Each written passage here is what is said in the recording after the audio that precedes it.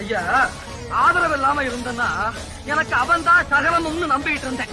அப்படி இருந்த என்ன அவருடைய வேல்ல இருந்த மாணிக்க கல்ல நான் திருடிட்டேன்னு எனக்கு திருட்டு பட்டம் கட்டி கோயிலை விட்டு வெளியே போடா அப்படின்னு அனுப்பிச்சு வச்சுட்டான். நம்புறவங்களை கைவிட மாட்டான் அந்த முருகன் நீங்க சொல்றீங்க.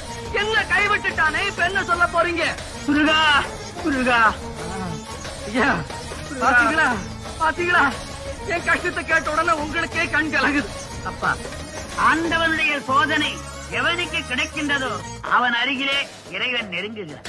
60 ஆண்டுகளாக நான் இறைவனை உபாசிக்கின்றேன், என்னை சோதிக்கிறேன்.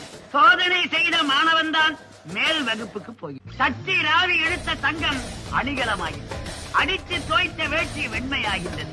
உலகத்திலே சோதனை சாதனையை தரும்.